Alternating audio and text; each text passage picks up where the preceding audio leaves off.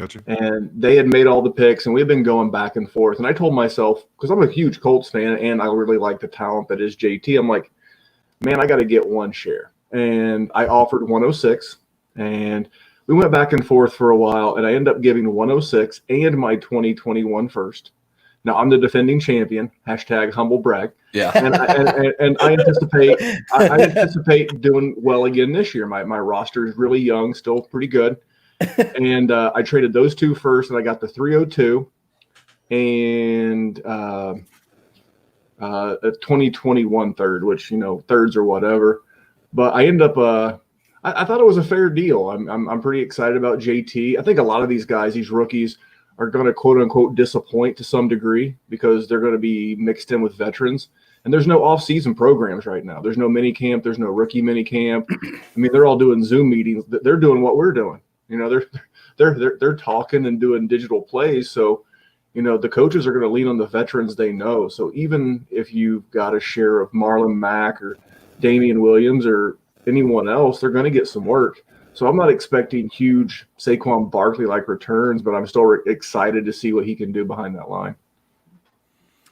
I mean, yeah, we talked a little about that last week. I think there's a lot of situations that there's a vet in front of all of these rookie running backs, and so, man, if you're just building for the playoffs, bro. I mean, I am building. I mean, I've got young, I've got old. One of the moves that I was really happy to make is in a trade earlier in the offseason, I picked up James Conner, which he didn't completely avoid competition, but they did pick up Anthony McFarland. And again, I want to take a shot at winning this thing again. So I picked up Anthony McFarland to go along with James Conner. James Conner, not the healthiest dude around. So good to have the number 2 there, because I think the running game in Pittsburgh this year is going to be great. With Big Ben, 38 years old, coming off of elbow surgery. And being a Colts fan, I saw Andrew Luck come back from the shoulder surgery. And, they didn't rush him back. He wasn't chucking it down the field 40 times a game. It was slow going the first 5, 6, 7 games of the season. And I think the Pittsburgh running backs will get off to a very big start. And because of that, I wanted to make sure I had both of them in case of injury or just what have you. So just looking at looking short-term and long-term. With this league, this is one of those leagues where we don't have our names. Not all of us have our names in our team names. Which team are you guys in this league? Well, I was last year. It was Suckers. Here we go. Now, Sipes will get this reference. Right. It was Suckers Gots to Know.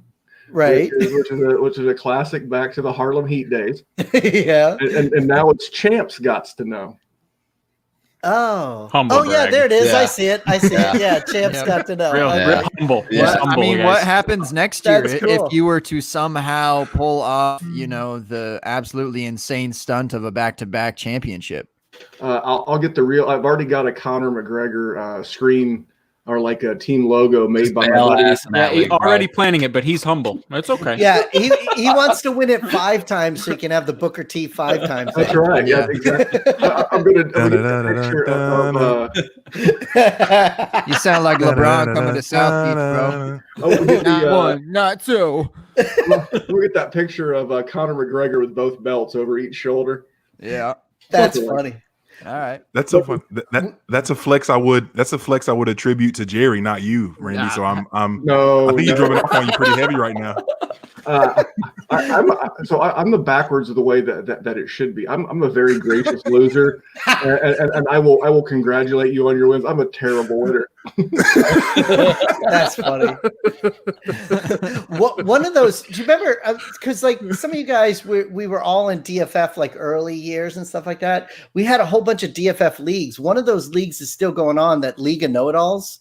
And that one I've won the last 3 years in a row. And I never brag about it either. But if you go to the site, it says FF Blitz the last 3 years in a row. That should be like your screen. That should be like your header on Twitter. Yeah. Yeah, I should, but whatever. I don't like you. I don't usually talk about it too much. So what were your guys' teams' names in this league? Here to have a flexathon tonight, J-Mike. It is. I like it. This is basically the Mount Olympus or something going on right now. Just like I'll be Like it's Jay- on. I'm Wait, the yes, quiet guy that's just cleans up all the bird crap that's on the Olympic statues. That's not all I do. You brought it home in TFFG. I did. Yeah, an First orphan year? league. Luckily, Orphan, yeah. someone else gave up a good team. Hey, Oh, so you took an orphan? That's Yeah. awesome. did we dispersal that one? Yeah, it was Yeah. me and Nate Pilmer, who Yeah. was in the other championship Yeah, but matchup. you two guys come in and just start spanking us. But Oh, damn. no, that sucked. I didn't have any rookie picks in that one. I traded everything away, but I got the ship, so it was worth it. But yeah. That's cool. Oh yeah, Memphis tried to trade up for Tua. I don't know who you were actually going for. I saw Tua was there, and I needed a backup, so I ignored you. Sorry, bud. It's tough to trade with Randy anyway. He's a stickler, man. I'm easy. I will overpay in every trade if I like something. Yeah. Randy, no. Yeah, Mem threw me something. I got a little salty with him. Yeah, I wasn't really salty. I was just, He was like, salty. hey, what? I was like, what the fuck? He had just traded. I don't even remember what it was now, but it was like you offered. I didn't want to pick. I was like, ugh, because it was like the tier drop off for me for all these rookies, and I was like, I don't want to pick yours. And I was like, if you want it, take it. And he offered me like what was it, a 2021 third or something, and then Yeah, what was it? I offered you. It was a third round. It was like a third round pick maybe, and I offered you a third and a third next year. And then you were like, no, that wasn't enough. And it was a pretty high third. I ended up getting, I don't even remember at this point, but and then JP Hurley from the Dynasty Trade, yeah. he came back with a third and a second. I was like, okay. and you were like, well, where was that offer to me? And I'm like, he countered. That's how this works. I send an offer, you say no, you send one back, I say yes. That's it. I think there's a whole discussion to be had about that with, maybe it depends on the person or whatever, or the type of offer, type of players involved. But I don't know, like, I wouldn't say that I always do it, but I at least maybe attempt to get like, sure. I don't think a lot of people are really like offering, the best deal for you first, but like, I also try to at least get there. And I felt like it wasn't even like, I was like, if I just reply with a counter, like you're not even gonna hear me out. Like we were just so far away right now. So I maybe that's where I was at. I'm not exactly sure. Here's a question for you guys. Will you ever just accept a trade? If somebody sends you a trade, will you accept it? Yes. Yeah. I did it today twice. Yeah. Well, yeah. Well, yeah, Kyle, one of the ones I did today. Yeah. So first, if I see a deal and it's even if it's in that realm, I challenge myself to accept it as fast as I can, not just because it's a good trade, but if you ever offer a trade and someone accepts it super fast, you're like, shit. I gave up. Like, you know what else? I'm saying it's a power move. You make them feel like shit. They're like, oh. Yeah. The other thing that happens, especially like right now, like this is the best time to trade during all these drafts, startup drafts and rookie drafts. To me, those are my most favorite times to trade. But what happens is somebody will say, it happened a million times today. Somebody will say, I don't feel like this pick. I'm thinking of moving back. Anybody want to move up? So what happens is a bunch of people send offers, then they'll send counters. So sometimes you have to accept it right away, because if you don't, one of the other 2 or 3 people will, So if it's close enough to what you think, then you do it. But like you mentioned before, I don't care if I want the player, if I don't care what somebody thinks, if it's an overpay or not an overpay, it's what I'm comfortable paying, I'll pay it, I've gotten offers so out of line, like in my favor from them, that I actually go to Twitter and in the search function, I search the guy. I'm making sure that he didn't get arrested. Exactly. Yeah. You got to do that. I'm like, wait a second. I remember this was in a league I'm in with Kyle, the TFFG. Some guy sent me AJ Green. This was one of his many injury years, and like a 20 and a first for Jordy Nelson in a second. I real quick made sure AJ Green did not get arrested. And I'm like, okay. And then he ended up saying he clicked the wrong button and wanted to run it back. And I was like, nope. Yeah. Twitter's the best for that. Twitter's the best. If you have a question about a trade, that's the first thing I ever do too, is check Twitter. Well, did they get arrested this morning? Did something happen that I didn't hear about? Go see if it happens. But it's your responsibility. You can't just go in there with a blindfold, for sure. Straight to Schefter. Yeah, and make sure you got the right one, not the. Yeah. That'd be the Adam long Schefter con. or what- You also create some Who's our- Schefter accounts so that you can, Oh you my know. It is Who's our boy, crazy. Fat Adam Schefter, J. Mike. Yes, yeah. Yeah. It is crazy how many fake stories go out there, and everybody just they think it's so cool if they can trick you, you know. Right. Not sure why people get their kicks like that. Well, hey, we're live. I didn't really know when I was like Memphis is gonna be talking about Jonathan Taylor for hours. I better just hit live. This is not like the 10 a.m. accounting meeting. I know. It felt like that for a minute, didn't it? Yeah, man, we're live. It's the open bar Tuesday at 9:30 Eastern ish. Heavy on that one. Just could not find that live button to press. Not to mention I was eating some fajitas behind the scenes. So if you go to the openbar.patreon.com, you get access to the open bar early hours and after hours where you get to watch me eat fajitas and whatever I had for dinner. Really, really good stuff. Yeah, man. I don't know. J Mike, what's up, dude? How are you, man? I'm living somebody's dream here, and I'm really not sure what I'm more excited about. If I'm more excited about the idea of you having those wonderful fajitas, or Jerry shooting you dirty looks for eating Mexican on Cinco de Mayo when he's grinding because of his actual job. So I'm just happy to be here. I'm excited to not be the reason for Jerry's ire this evening. So, listen, I'm living somebody's dream. I'll take it. But it's good to be here. Cinco de Mayo. Welcome in, everyone. Cinco de Mayo open bar. Oh, first ever in our 3-4 year history, Gabe. Yeah, I didn't believe you when you put that out there. I still don't. I think it's the first one that's on on a Tuesday. Yeah. In our 3 or 4 years. Mathematically speaking, I think that's. I mean, it totally makes sense. Maybe. Yeah. There was a you're lot of stuff on Twitter saying that it fell on Taco Tuesday, and it doesn't always happen. So, see, and tacos were delicious tonight. Kudos to my wife. Appreciate her. That's why my job sucked today. I was just gonna say, like, they should just make it like one of those floating holidays where it's always like the first Tuesday of May. But that wouldn't work because Cinco de Mayo. Damn, not down. Logic got in the way of that idea. What's more important, the sanctity of the actual day, or having actual Taco Tuesday be on this first Tuesday? Listen, it's great for you guys. For the peasant class like me that are forced to work. Damn, Memphis, we screwed up, man. We should have had a rookie draft today instead of starting Monday, just to see and then get Jerry some picks. I would listen. I would have been in the bathroom too much. Let me tell you, I have done more fantasy drafts in that bathroom than any other place on this planet. The different kind of fantasy in that bathroom. Yeah. Wi-Fi's bogging down. What the hell?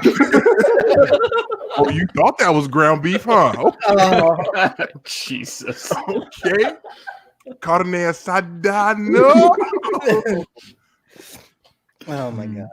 Took a weird turn. Yeah. Yeah, better introduce our guest before it gets any dirtier. Oh wait, maybe not, because we're introducing the guest. We'll start with Jerry, the bathroom man himself, man. Welcome to the show. Tell us about your latest pick inside of that bathroom and who you are, what you got to share with us tonight, man. Jerry, you can find me on the Dynasty Warzone. I am so happy that school is over. That ended a couple days ago. This year's been a weird draft for me, a series of them, because I blew up so many teams. So I have a weird thing where my championship teams don't have any picks. Like the TFFG we were talking about earlier, I didn't have a pick till middle of the third. I had the Warzone Listener League. I didn't have a pick until the fifth. And then I have other leagues where I just have tons of first-round picks. So honestly, I don't think I have any Jonathan Taylor yet. I know we already talked about him, so I don't want to really dive into it yet. I do have the 102 in a league, so I'm really hoping I go that route, but we'll see. I'm stupid. I might trade back. I might trade out of it. But it's been fun. This is fun. Listen, Cinco de Mayo sucks for me because I have to work it. But it's good to sit down with you guys. It's been a while since I did it, but it's always good to be back. You guys are always I don't know, fun. Sometimes we have to do the show and it's not always super fun. It's sort of structured. I don't like structure. That's what Randy is always. That's what Randy's there for. He smacks me upside the head every time the rant starts. Here I can just rant. This is why I like it. Yeah. Yeah, keep going, man. We'll tell you when to stop, or maybe we won't. All right. Well, let's talk about the Detroit Lions, and I'll see you guys in about an hour. Let's hand it off. Safe place, Jerry. Yeah, exactly. Hand it off to Memph, who made the show sheet for tonight. First of all, thank you for doing that and keeping us organized. Really appreciate you for that. Welcome to the show. And like usual, he didn't send it to me. He didn't send it to you guys? I didn't see a show sheet. Dude, Memph, Jerry, you gotta Jerry, stop. hold on. Jerry, would you have read it if I had said it to you? Oh, absolutely not. All right, just checking. Hey, man, thanks for having me back. I've been looking forward to this all week. A lot of times when you're doing the podcast, it's you are writing show sheets or producing or editing, but it's nice just to be the guest and come on and hang out with such good company as y'all. I mean, I can at least agree with one of those things. I won't tell you which of those things until later. But it's probably the thing that involves doing work. So agreed. And that's why J Mike and I don't have those, unless we can trick someone into thinking we have a show sheet.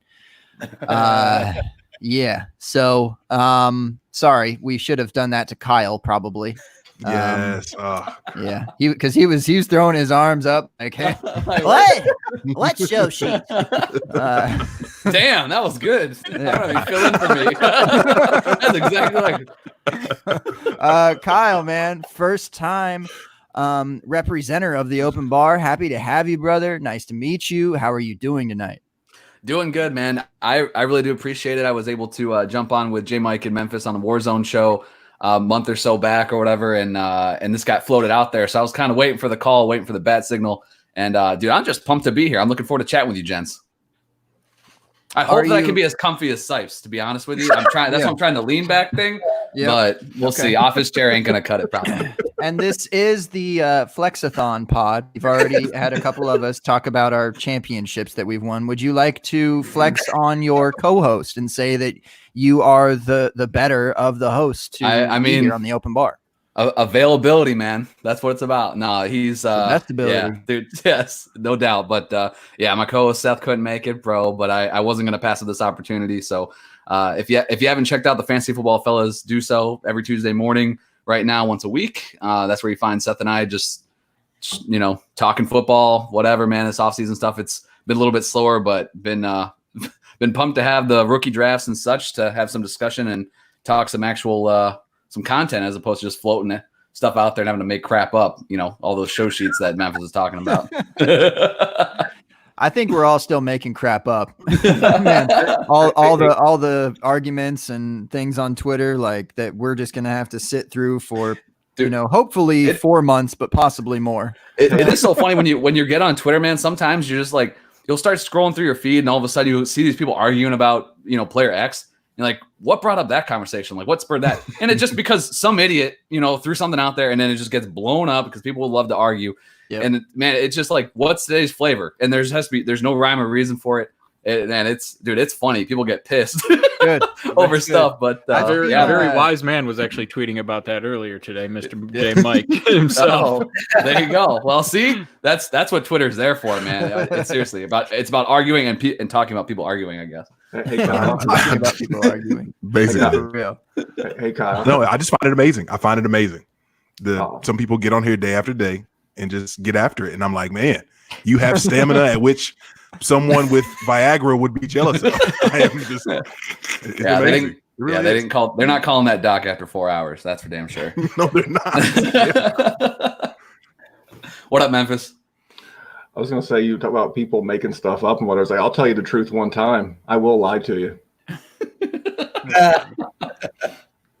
There it is. The wise words. Beautiful. All right. One more guest. Blitz Sipes. What's up, dude? How's that trifecta feeling, man? Tell us. No, everything's good here. I'm fine. I'm on Twitter, obviously, like you said, FF Blitz, and I'm also on Dynasty Trades HQ with my partners Shane Manila and Jeremy Broen. Which I believe Shane and Jeremy are going to be on your show next week, right? J Mike handles the scheduling. If Yeah.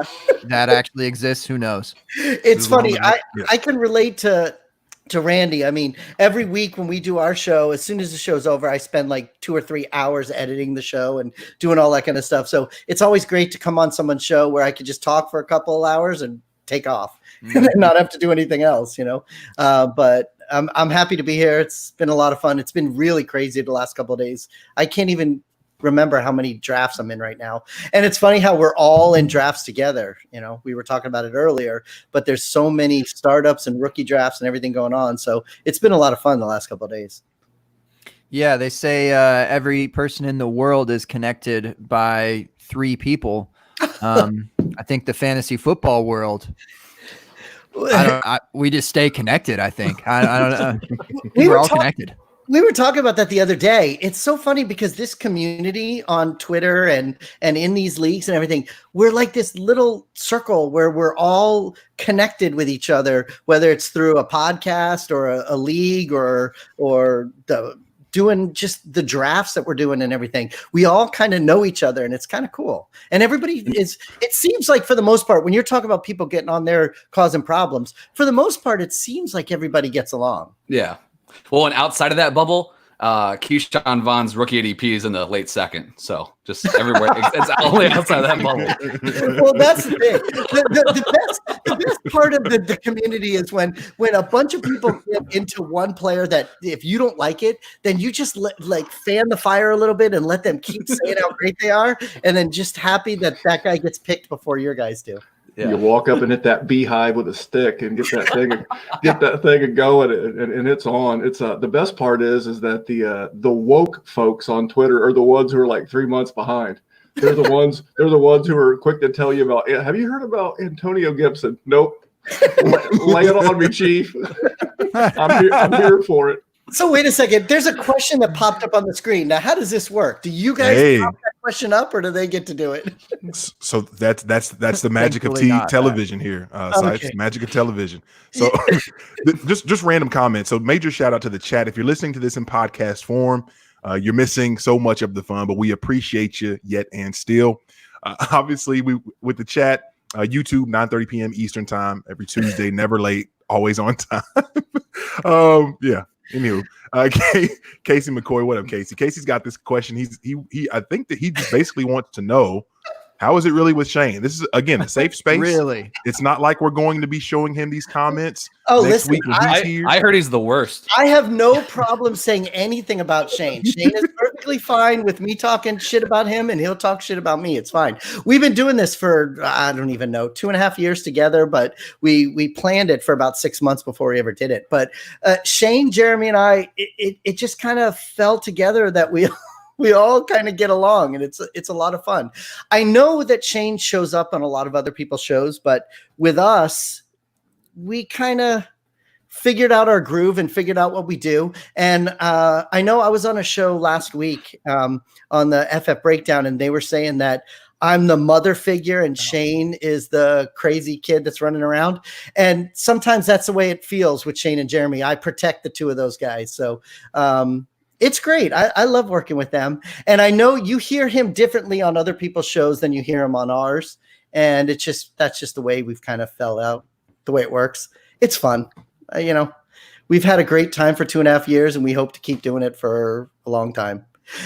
We met a couple of you guys when we were in Canton, right? J Mike, you were out there. We were also, were you guys going to go to Canton this year? Because we were going to go this year.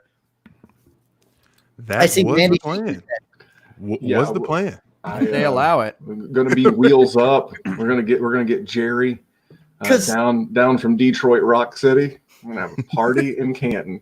Yeah, because we all have fun, like on camera and on the microphone and in our homes and stuff like that. But then when you get together at the bar and at the restaurant and at the conventions, you get a different feel for people. And Shane Shane was a little reserved in Canton. Jeremy and I were kind of out there, but Shane was a little reserved. But we had fun. Listen, me and Kyle, That sounds weird coming from Shane. Right. We went to the Lions Cowboys game and we were chugging beers out of the side of a truck. So there was a tap out of the side of the truck and you just go to town. Now I'm a little bit of a lightweight, so and we recorded an FF Fellas episode in the truck driving home. Did you really? I don't remember what was on it. That was a good time, man. That's all I'll say about that. I was so proud, Jerry. I was so proud. We wanted to do one. We had that murder house that we rented in Canton, and we wanted to do a show like really late at night. But Shane wanted to go to sleep, and Jeremy and I were ready to do it, but it just didn't happen. Shane, that's funny. Robbing us. I'm curious, and obviously with us being full on in the rookie season, talking about robbing people and whatnot, I feel like, again, this is probably my favorite time of the year, specifically in the dynasty life cycle, because everyone's attentive to what's going on. Most everyone, I should say. Everyone's attentive. Your league chats buzz a little bit. There's a lot of goodness going on in terms of communication.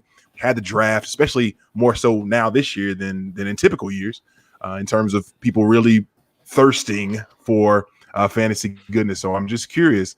I know we did some talking before the show with your drafts and whatnot. And I know that Sipes and I have one coming up in the SmackDown versus Raw League we have coming up, which Sipes, I've got a beef. I've got a beef with you that we've got to take care of before the end of this. Oh no! Loser leaves town match. Without question. Without question. Yes. Okay. King Booker versus Brock Lesnar, with or without Paul Heyman. Who cares? Oh, what are you talking about? Yeah, that's how I feel. That's how I feel. Paul is the fucking best. Unbelievable. It's the only you know what? We'll come back. It's a reason I picked Brock was because of Paul. Sipes, we're coming back to that shortly. Don't you start. Take that tone with me. No, just kidding. I'm just curious. Right now with the I can't even get through this. I want to see it. I want to see the finish when you're done with it. The Spinneroonie. It's so awesome. Spinneroonie. I can pull that off. Spinneroonie. Yeah, when you hit that Harlem Heat earlier, I started crying in my head. I was like, "Oh my God!" And I used to have locks, so it just takes me back to the time when I had them and going crazy. And anywho, what's been going on in your all's leagues? What are you all seeing in terms of what the heck is shocking you? Because I feel like some of us, obviously, we have leagues that we're in now, and they're drafting. Some are still to come. What are some things that are throwing you guys for loops in what you're seeing in your leagues?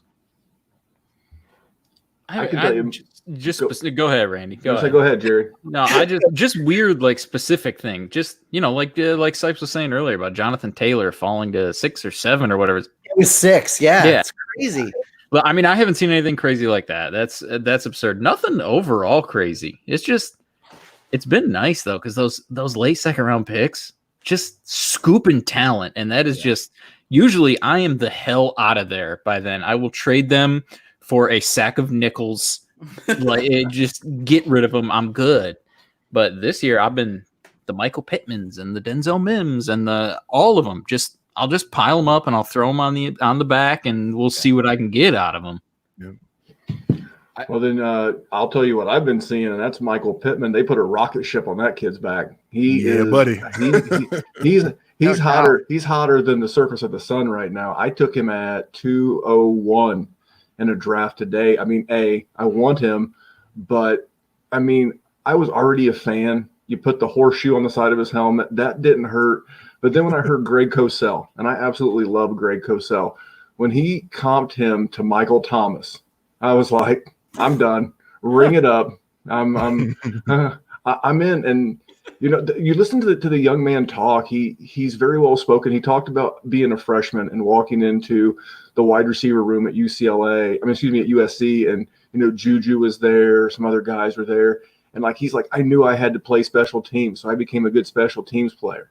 and he's got an ascending, profile in college and a better athlete. Just so much to like. So if you're waiting to that early to, I guess, even mid-second round to get Michael Pittman, it's not going to happen.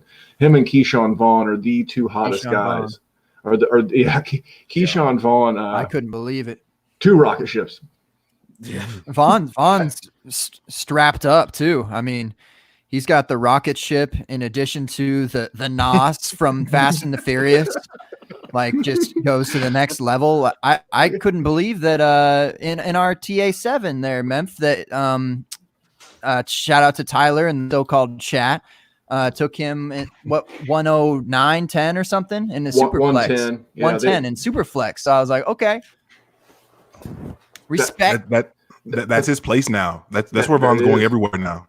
He's in his own tier. I mean, it's the big 5. It's the, Edwards-Helaire, it's JT, it's Dobbins, it's Swift, it's Akers. But then there's Vaughn, and you just got more and more people, pouring the gas to this thing. I guess Vin Diesel's in the Charger beside him hitting that NOS tank, and he's taking off, man. I mean, I would not be surprised if he doesn't leapfrog one of the big 5 at some point soon. When people see him in camp, when they actually see him in the backfield this summer, for those people that are doing late June and July rookie drafts, and they actually get to see him in the uniform if this whole thing ever gets going.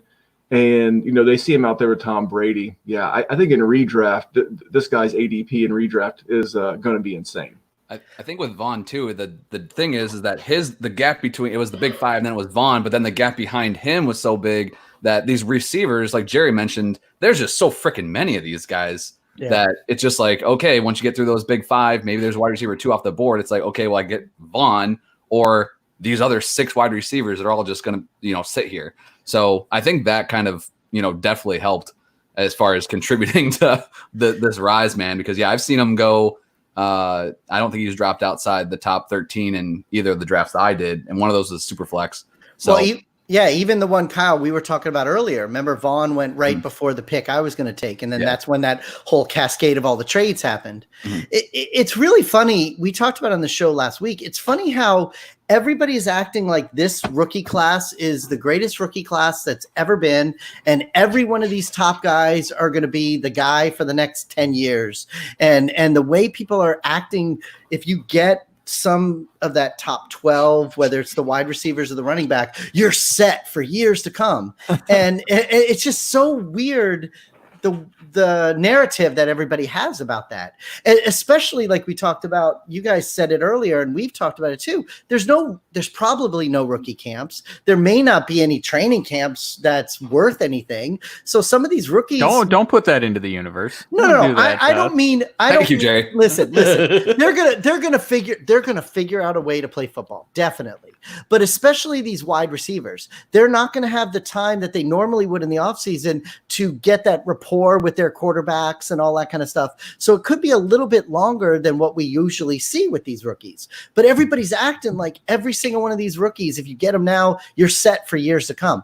I don't think any of you guys actually are in the auction draft that I'm in right now. It's a goats versus pros thing. But like every single rookie, they were getting more money in the auction than some of the established players that are already playing right now.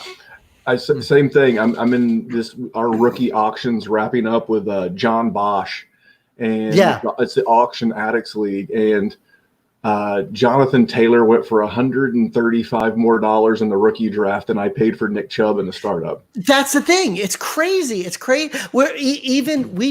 For HQ, we had some people. We told people we're going to start an HQ3, our third listener league, and we had so many people request. We did a 3, 4, and 5, so we did 3 new ones, and we did the draft first, and the other 2 are going to be auctions. But in the draft right now, I would say we're in the 8th round, and almost any rookie that is anything has already been drafted. Like they were drafted so high. It's just crazy how much everybody believes in these guys. And I'm not saying that they're not good, but there's no way they're all good. There just can't be. The odds are not there. Well, we just had the NFL had to, on the first rounders from the 2017 class, they had to declare the first rounders if they're picking up the 5th year option. And that since that's been a thing 40% of first round players don't get their option picked up. So there were there were 6 wide receivers and 1 running back taken in the first round. So the simple math says that about 3 of those guys are going to bust, because if a team's not picking up your 5th round, you're Gesundheit. but I'm just saying that you're exactly right. That the odds of success are not guaranteed, and people are out here in auctions and in rookie drafts, mortgaging their future to take big shots on, some wide receivers. And I've always been a draft running back, trade for wide receiver guy, and you see it right now. It's hot. It's popping. It's really funny too, because we have the evidence. I mean, most of us all play on MFL, and MFL has a lot of information for you. And all you got to do is go back and look, however long your league's been going on. Go look at last year's rookie draft. Look at the rookie draft before that. Look at the rookie and see how many people, not only in the first round, but in, say, if you have 4 rounds, how many of those 4 rounds of people even did anything. But everybody acts like they're all going to do something. And I get the excitement and it's a shiny new thing and, I want this guy, but they can't all be the guy. Yep. And just to kind of flip what you're saying on the B side, if you will, because I definitely agree with what you guys are saying. But the other thing is this, and I was tracking this throughout the actual draft. And I don't know if this is typical, because this is the first year that I looked at it in this way. After 3 rounds, and again, typically what are we looking for? What are the analytics folks telling us we're looking for? Top 2, top 2-day capital. We want to see you go in the top 3 rounds to really feel good about what's going on with your future per se. And I think out of the first 90 some odd picks or something like that, we had like 36 or 32 players go in the top 3 rounds, and that's just people in terms of fantasy viable players, quarterbacks, running backs, wide receivers, and tight ends. So and just like you guys are saying, we're playing a really interesting game of chicken where there's a lot of people to be excited about, and a lot of people went early and often, which is all good. But we also know that if that's the case and we're still playing these numbers, a lot of these guys that we love are not going to be fantasy producers for us, and it's going to be heartbreaking. So just like what you're saying, Memphis. We're looking at these top 5 running backs. We're all excited about them. They all got really interesting spots. Whether you love it or you kind of are about it, in all likelihood, all 5 of them aren't going to crush. All 5 of them aren't going to hit. You're going to end up with at least a dud in there, if not 2, 3, or 4. You never know. So this is going to be the fallout from this year is going to, I think, is going to be one of those things where, like the 2014 wide receivers, it will really shine a light on, hey, we'll talk about this class for years to come, or it'll be one of those things where, man, can we please flush 2020 down the toilet along with coronavirus and everything else that happened, because this draft class just did not do it.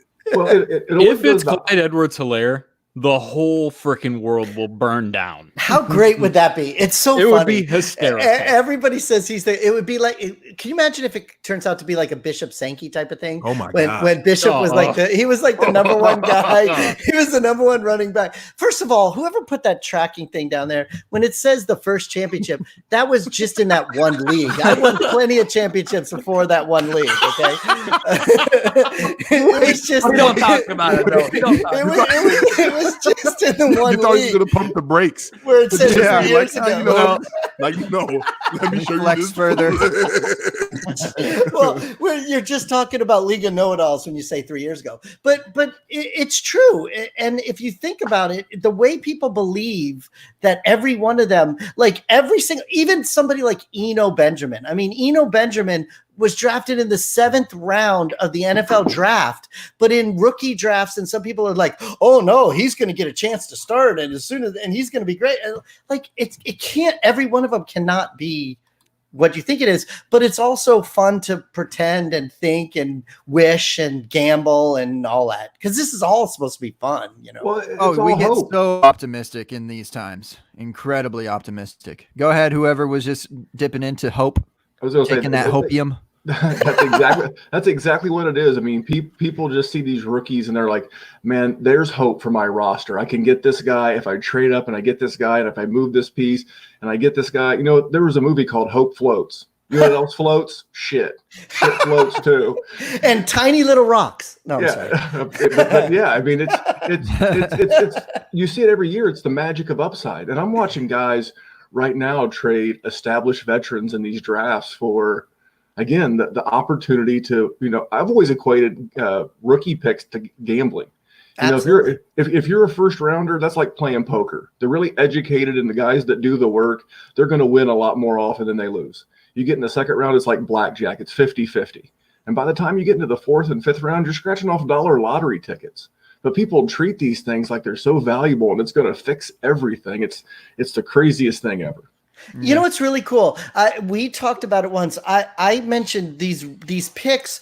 To me, like, I don't know if any of you guys ever collected cards or anything, but when you like buy football cards, baseball cards, if you buy a box, it costs like X amount of money, and you open up all the packs and you hope you get the player that you want, the card you want. So for me, I don't deal with rookie picks during the season. When I'm playing, I just care about players. I'll trade away all my picks and get players so that I can try to win.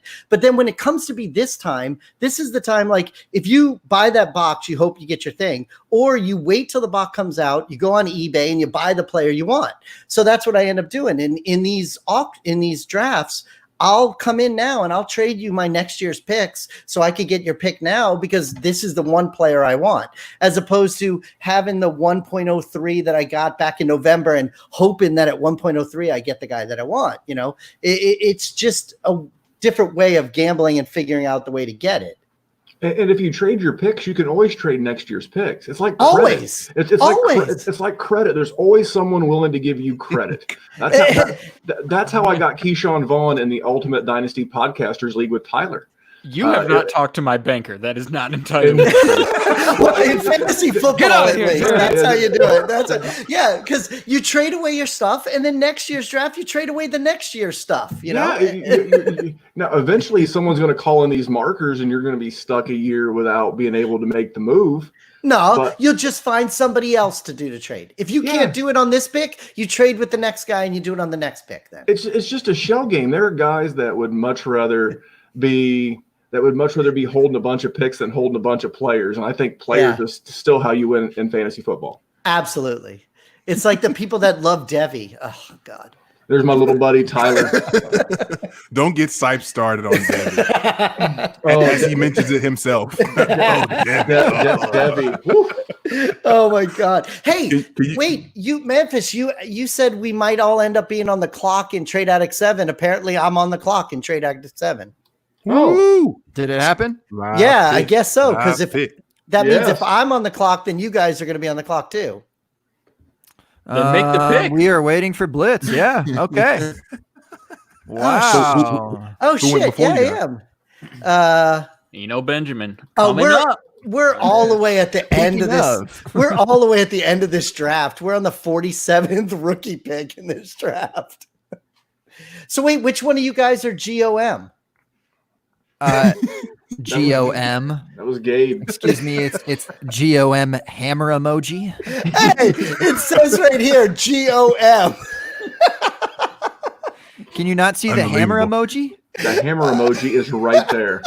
Right there. It does not come through on those Nokia phones. Yeah. How's that palm pilot treating you, Sipe? Can I tell you, flip phones were the greatest, because you can flip it closed and you never get those butt dials. You hung up on somebody when you do that, Oh shit. Why don't you guys talk about something else while I look at this? I don't know who the fuck I'm going to take. We can talk about Memph taking Benjamin. And was it you just talking shit about him, or was that Sipe? It was me. I talked shit about him. I was thrilled to get him into I would be too. I know. I thought about him or P. Ryan. I was between those two, and I ended up. I have Eno in other places, so I ended up doing P. Ryan. Breaking news. Well, P. Ryan's value just got shot down. Oh, right. Yeah. With Frank Gore coming to town, baby. I know. And how cool is that? He'll be there for what? I was going to say, who's going to be in the NFL longer? P. Ryan, this version of P. Ryan, or Frank Gore? and Frank Gore's son starts at college this year as well. Yeah. So if Frank could hold out He's another got a 3 goal. more years, He's can you trying imagine for that. Come on, Francis. how Bring it awesome home, buddy. how awesome would that to be in the league when your kid is in the league too? That So, would be so freaking cool. It's a running gag on our show because when we started the show, like this was 4 years ago, and I was crapping all over Frank Gore, telling him to get out of the league, get out of Indy, get out of the way for who the hell knows, Jonathan, whoever come the on. F, you know. And so now in the studio that we record in, because Seth and I live like 20 minutes apart, and so in the studio we record with, after like the first season, he bought an autographed Frank Gore jersey, had it framed, and it hangs over my head. Oh, in the that's studio. so cool. Just That's so a cool. big old dick move. But Yeah. So you guys get to sit together every week. That would be really cool. There was one time Shane came down to visit his family at Christmas time, and we got to sit together in a room and do a show with Jeremy in Ohio, and that was pretty fun. It would be cool to be in the same room every time, you know. it is. It's a different dynamic for sure, and it definitely helped us kind of get our leggings. Because when we started, man, I never even sat down in front of a mic, so. We kind of had to learn as we went, and that definitely helped out, as far as him and I know each other for a long time, but being able to do it in person it's a ton of fun, man. So whenever you get the chance. Cool. We've always had a camera and a mic in front of our face, my family. So the closest one would be like this Thaddeus Moss, Randy's his dad. He's in the NFL, and if he makes the team, he'll play with AP, and AP played with Randy. So that's the closest thing like that. Gore thing. There's that 3 degree or 3 people. Yeah. We were talking about earlier. That's pretty cool. Mm-hmm. Yeah, that's pretty cool. Go back to Frank Gore real quick. How bad does he need the money to go play for Adam Gase for a year? What's that? He doesn't need the money. Casey. Tuition is expensive. I guess I'll go play for Gase. Can you imagine still being able to play though? I mean, he still can play. I can't get out of bed now. I just turned 32. I don't know how that man is playing in the NFL.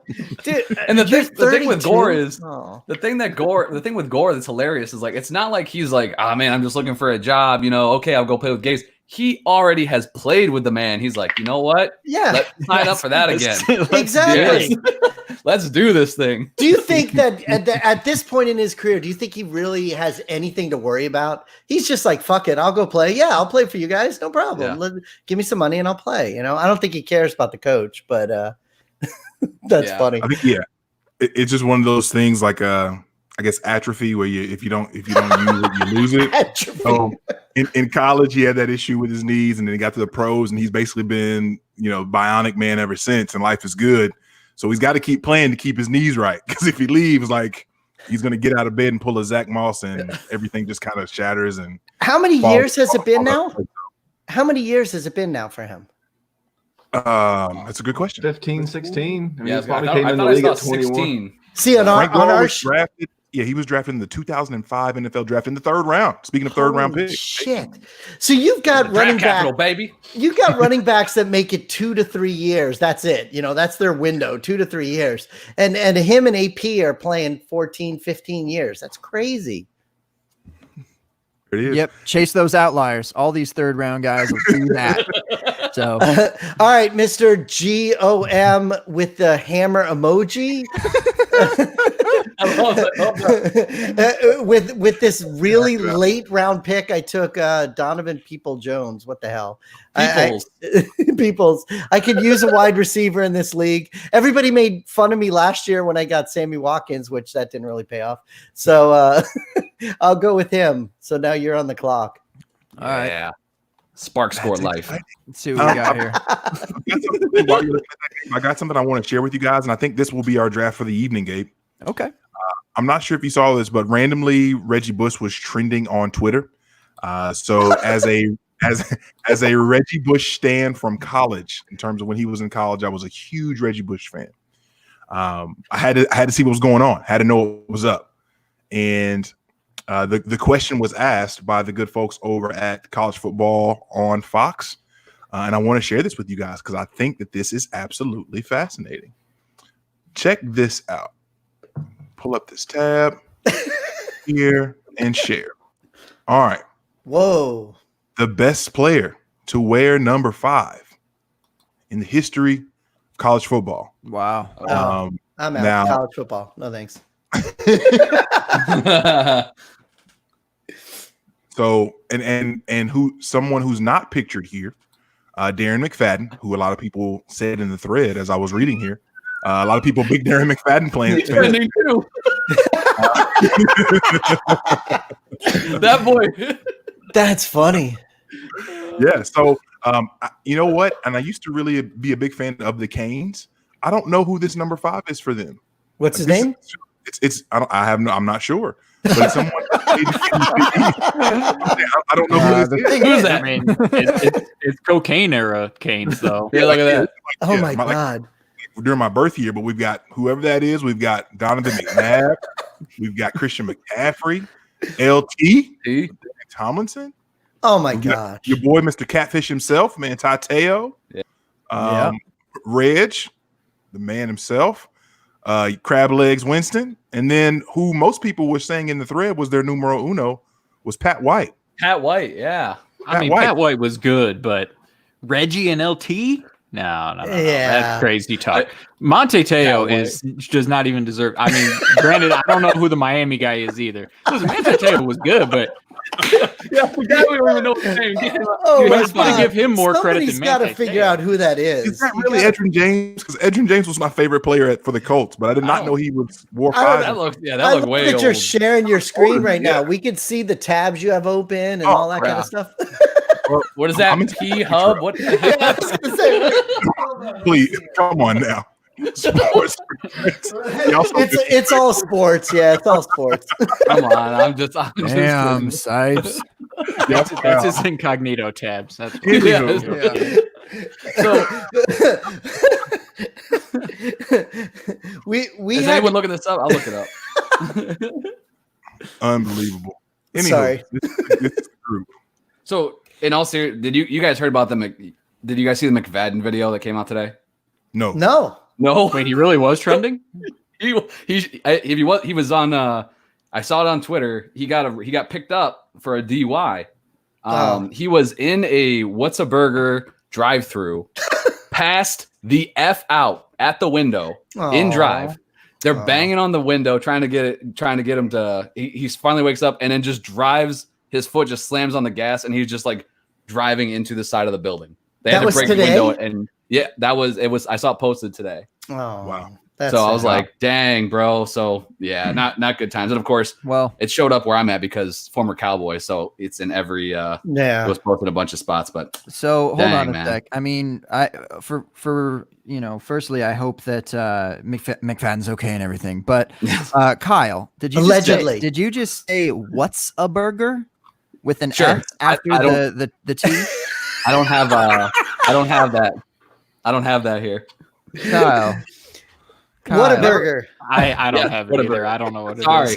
There you go. They Jeez. can't be called you. what's a burger, man. What's a burger? That's Wow. not good for them. That's what McFadden was calling it. Like, So wait, do any of what you a guys, burger is, but instead of like, what's a burger? isn't that that's like in Texas and Yeah. California and all that stuff, Texas right? thing, yeah. Yeah, because we don't have that here in Florida either.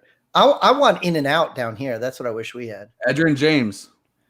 Yeah, get out of here. Are you serious? That was Edrin James, and you guys all said you didn't know who it was?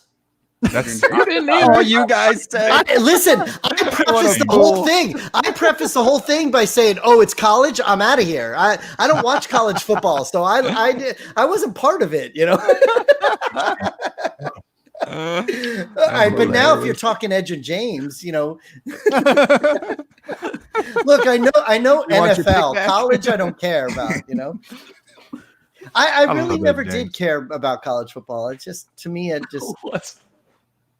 unbelievable. And you grew up in Miami, South Beach? I area?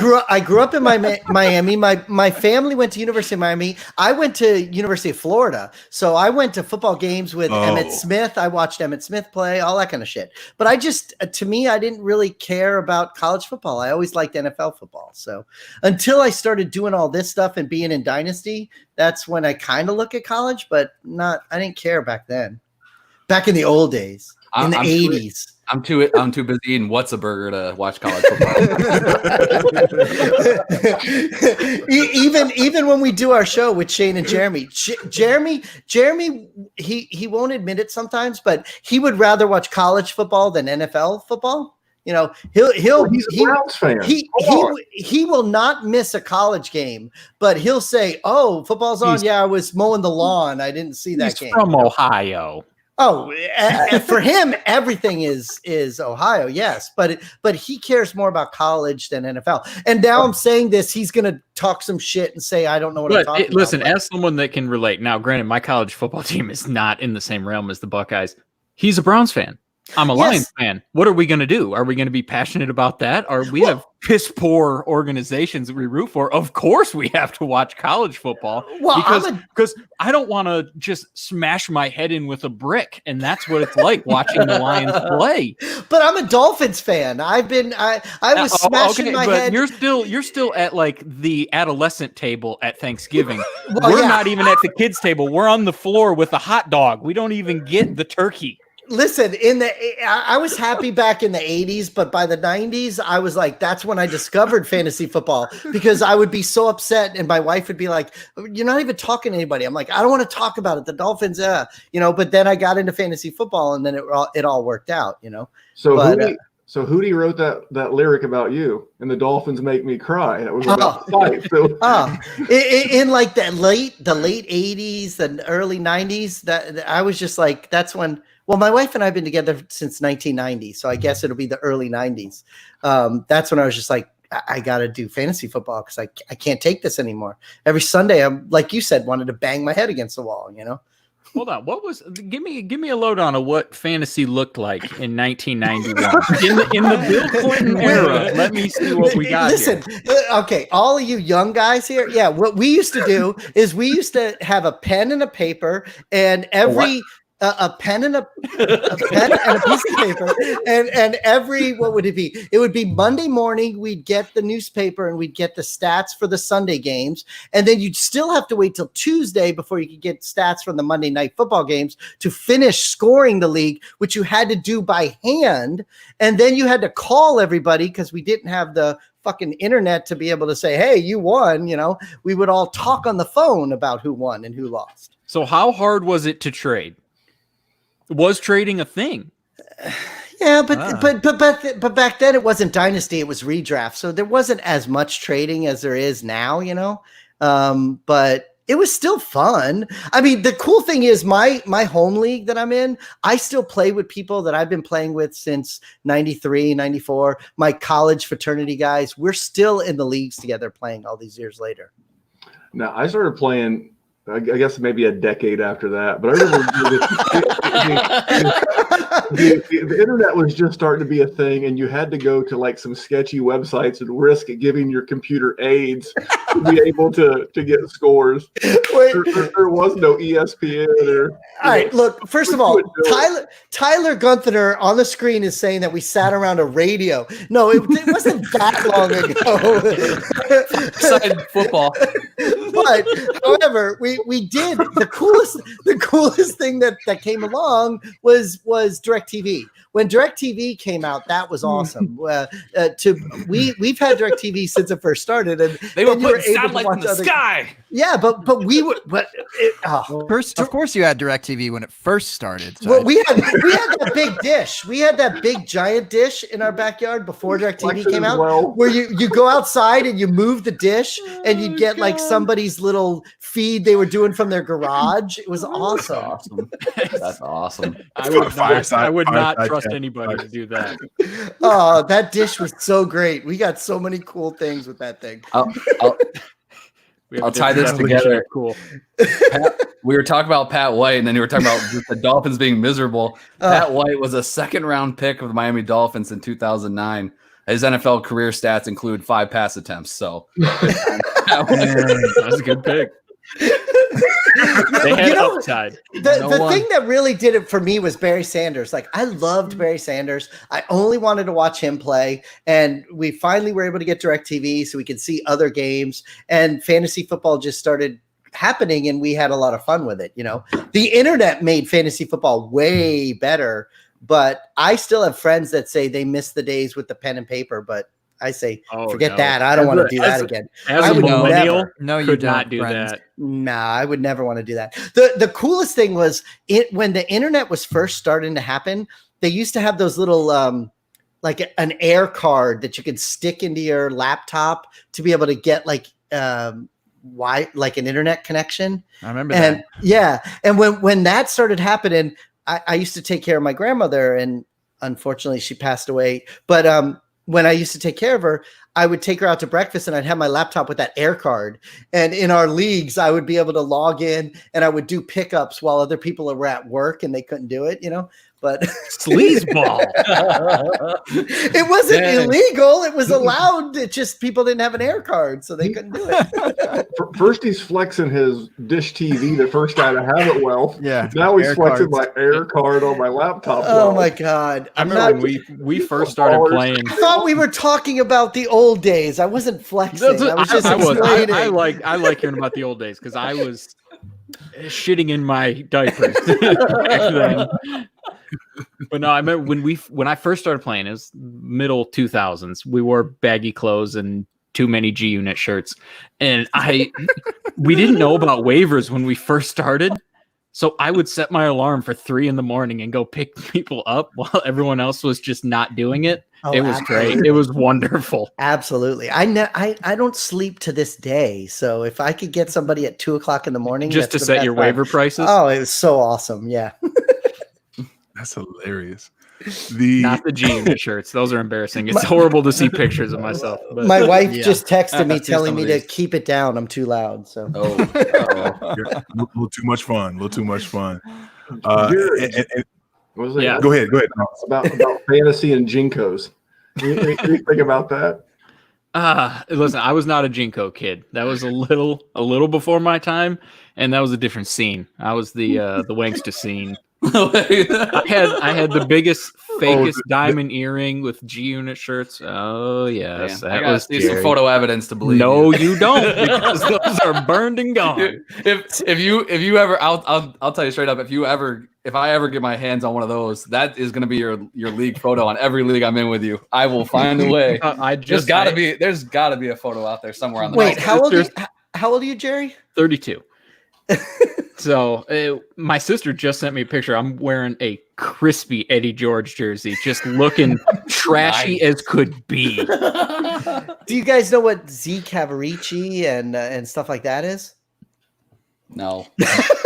Because that was Italian. That was the clothes we were wearing in college. In college in 1986, you'd have Z Cavarici. You'd go to Nepentha dancing in Miami and stuff. Was it pastel colors? It sounds like it's pastel colors.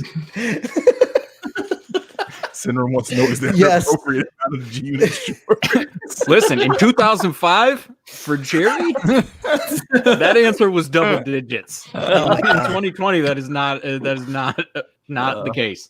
2005 was good years, though. Those were good times. That's Yep, hilarious. 17. I enjoyed it. Yeah, I was there. 17. Wow. I was there with you.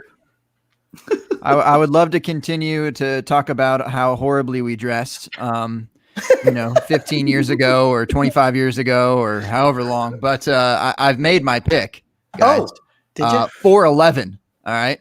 48th overall pick in this rookie super flex draft, TA7. Went with a fellow Gabriel in Gabriel Davis. My man. And the cool thing is Memphis didn't even wait. Memphis immediately drafted right after you. It was pretty And quick, then like left. he was waiting for it. Yeah, I think he's taking his victory lap now. He's so happy to get Coulter there. He's Flexing. I mean, are you really happy? I mean, this is I took 47th, you took 48th, he took 49th. We were already talking about whether the first round guys are going to hit. Do we really think any of these guys in the 50th round are going to hit, or the 50th pick is going to hit? we just, at this point, you take your best guess, Exactly. No, of course not. But no, I would like to say though that this pick was traded to me with Riley by Master. Shout out to Riley. And he picked Zach Moss at the 212, I think, which was my pick. And he gave me a couple of late thirds and then this fourth. That was another pick where I just didn't want to pick again. But those picks turned into what? Tyler Johnson and did I get? Yeah, I got Troutman. Yeah, I thought I did. Yeah, Troutman, Tyler Johnson, and Gabriel Davis. Who wins? Zach Moss or those three?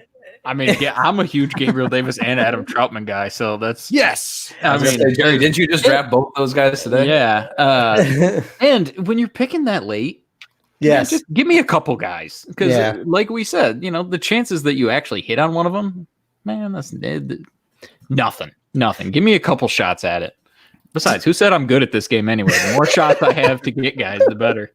Do you guys do that a lot, though? Do you guys look to see, like, all right, I traded this pick and that pick, and this guy got these two picks, and this is what I got? Do you guys ever go back and look at that? Or I mean, sometimes if I made the trade like 3 years ago and I, have won the championship a few years in a row, and I'm like, oh, so that is how I was able to be so successful.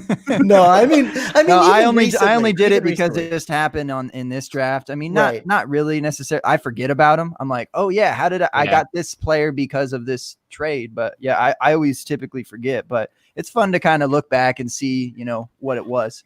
Every once in a while, it is what kind it of is cool. now. Well, what's that, J Mike? What were you about to say? I was going to say I'm busy cutting the guys off last year's taxi squad to make room, Right. making room for the fifth rounders. I'm drafting all these guys, yeah. Out with the old, in with the new. With the new, yes, sir. You on the 202021 cut list, I guys. can't believe Chandler Cox was never a thing. And that's funny. How many of you guys, do you guys commission any leagues at all? God, that's too much work. Yeah, too many. Yeah, because I do too. But when I commission them, do you bump up the roster size to let people draft now and then cut later? Or do you keep it where they have to cut during the draft? So I try to keep it as simple as freaking possible.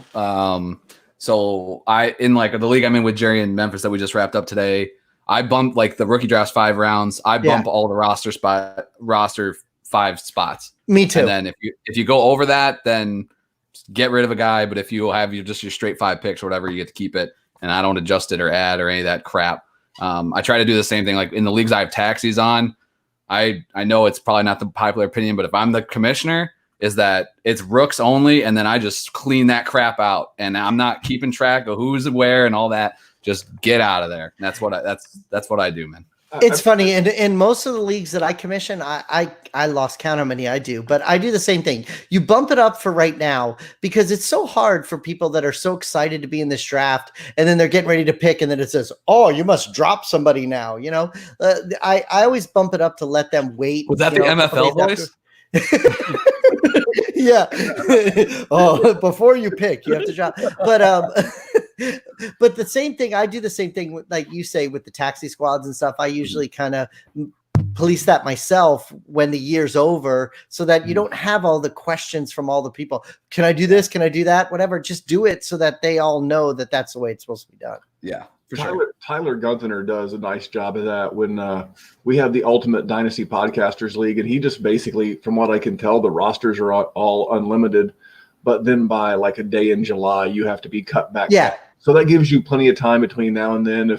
And when waivers run every Wednesday, so if there's someone you want to pick up, you bid on them and you put them on your team, and then you get to make a decision on it. But then we also recently drafted in one where, much like you said, there was no grace. It was either make a cut or your pick times out. So and I'm with you. I'd much rather have the room to make some decisions, because if you've done a good job, if you actually hit on a few of these lottery tickets, it'd be nice to be able to, package some 2-for-1s or trade some guys for some future picks or something. That way you're not cutting guys with some value just because you don't have any room. Literally, like 5 minutes before you guys sent out the link for this, I was on the clock in a draft that I didn't have a pick till the 5th round, and I go to make the pick, and it says you must drop somebody before you pick it. And I was like, God, I don't have time to look at this right now because I'm getting ready to do your guys' show.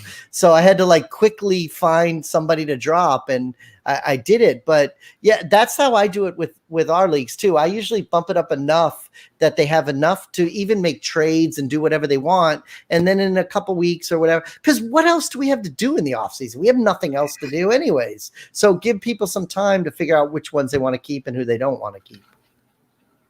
Facts. I can dig that. Speaking of players or that you want to keep or not keep, Sipes, I think the time has come, man. Oh no. Yeah, so for those that may or may not know, everywhere that Sipes goes, if he guests on a podcast, if he is obviously on his own podcast with HQ, one of the things that Sipes will champion, besides the 15 different dynasty leagues that he wins them in. That's right.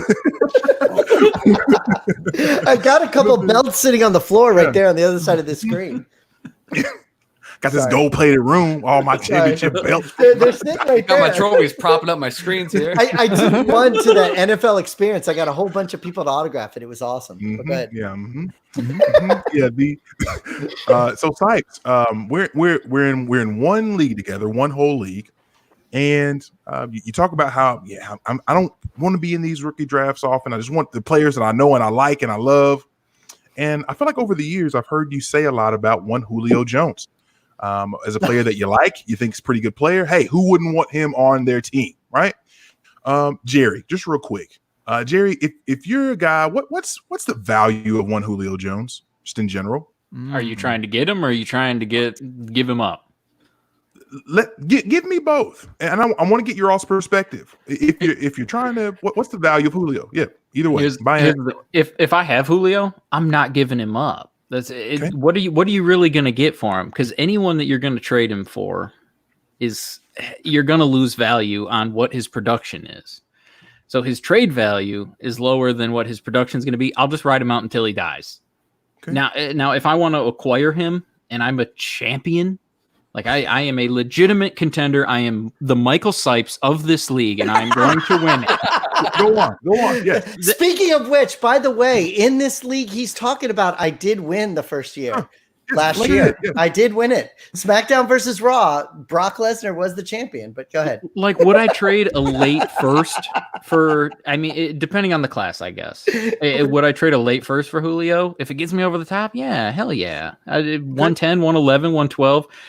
But I need to be the Sipes. Like, it can't be like me when I'm a contender and I'm like, oh no, I'm going to win this league. That's false. I'm lying to myself. I'm stroking my own ego.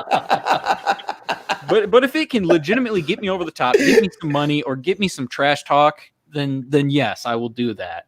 But if I have him, honestly, I don't really see a situation of why you would get rid of him because you're just losing value unless you're really tanking. Like if you're really giving it up, maybe you're going to trade for a future first down the road because people hate first down the road for whatever reason it is, even though when it gets to be April of that month or before that draft, oh my God, that pick's going to be worth a bucket of gold, but everybody has to wait, 11 months or, 22, 23 months and nobody wants to do that. So I'm holding Julio till he dies. Oh my God. Wow. Okay. So you're a Julio proponent. Nice. Now let's keep this moving. Memphis. We'll go to your partner here, Jerry. Memphis. Julio Jones, pretty decent player, no? I mean, he holds some sort of value at least. I feel like I'm getting set up here somewhere. No, there's no way this is a long con. He's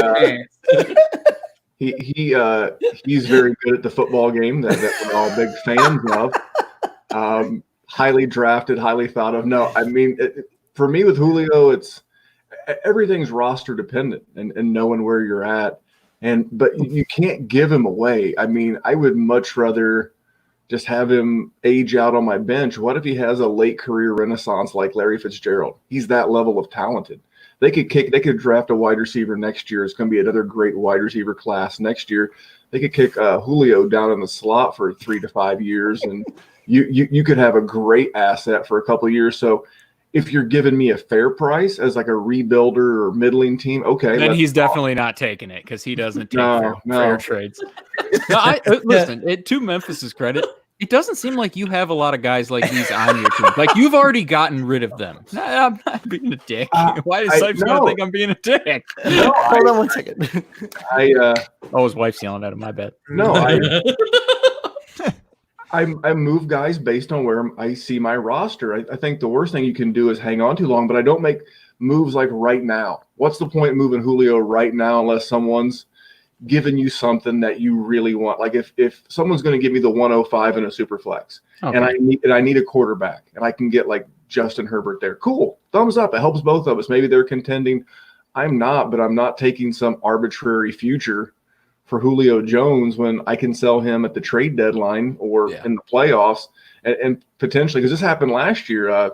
Sipes is no longer here, but Shane, his co-host, he and I were playing for the championship of the league, and Shane made some real nice moves and got some pretty good deals on guys like Julio Jones to take down a championship. So I know guys do stuff like that. So if I'm going to move a Julio Jones, I'm going to do it when I think people are most likely to pay up. And when is that? When they have a stud get hurt, which happens, or when the championship's on the line, which happens. So I would not be moving Julio today. I think really the only way that anyone has Julio in a trade is if he's not the focal piece. It has to be trades for other guys, and he gets thrown in to get it over the top. Because it just one for one piece. I really can't see anybody doing that. Maybe I'm crazy, but. Hey, J. Mike, is this backfiring in what you're trying to do? Listening to what they're saying? Not at all. Because he's the one who has Julio, by the way, guys. Yeah, I do. Hold on. What do you want to do with him? I'm getting there. Yes, I want to hear from Kyle real quick. So I like to just interrupt Kyle. So I'll be continue doing that. I love Calvin Ridley. But Julio is still paired with Matt Ryan, and even this year when I'm going into it, and I owned Julio last year, and I was. Like, it seemed like it was annoying, but then when you really looked, I was like, this guy is just so good. It's just annoying that he's not scoring 10 touchdowns, but he's 1,400 yards in the bag.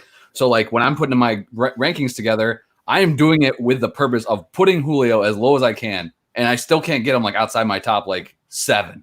So, I mean, I think you're looking at 2 solid years of him being a top 12 wide receiver with even a little extra Memphis magic there potentially at the end if he slides down there and into the slot or earns himself some extra years. So yeah, man, he's a guy that's I think he's always been almost boring to own because he's just so like safe and consistent that I think he gets disrespected a little bit. But even in his quote unquote old age now, he's been around it seems like forever.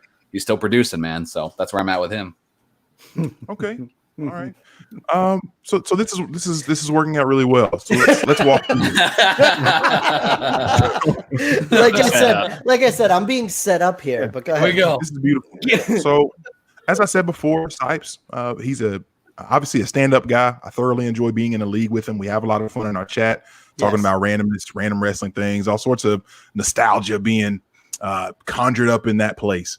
And it's enjoyable. And I know that Sipes is one who is constantly chasing those titles. He's going to be in it to win it till the end. If he's got a team that he feels like a so-so, but he's got a chance to make the championship, he's always going to opt to try to make the playoffs. I know this about Sipes. I've studied him. I've listened. I've taken note. I've prepped well. Here we are, rookie draft time. And my team has that Terry Crews from the longest yard type of deal going. I've got the fries that'll cross your eyes. I've got them shakes that'll make you quake. But I ain't got them cheeseburgers. I ain't got them quarterbacks. It's a super flex league.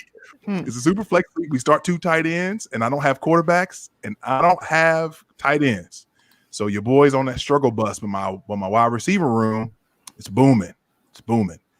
And I tried to trade Sipes, and I don't know if he let it expire, if he rejected it. Or I would never let it expire, so I rejected. I was trying to get some rookie auction cash. No, I'm just like, hey, I've got to find a way, like you were saying a minute ago, Jerry, with someone like Herbert. Can I find a way to finagle Herbert? Just some Herbert money for this auction. I don't need to leave with anything else. I just need some. Can I get some Herbert money? So hold on. Okay. First of all, before you keep going any farther, there is no way I would never let a trade offer expire. That I would never do. All right. Okay. So, and I remember the offer you sent me, and I see it right here. And what it says is that you offered it to me on April 18th at 9:42, and I rejected it on April 18th at 10:20 So that's not that is not an expire. That's an hour later. That's an hour later, sir. That's beautiful. So this is even better. So now you're admitting that you did reject it. Okay, great. I did reject it. Yes. That you talk about you love. Okay. Wait. No.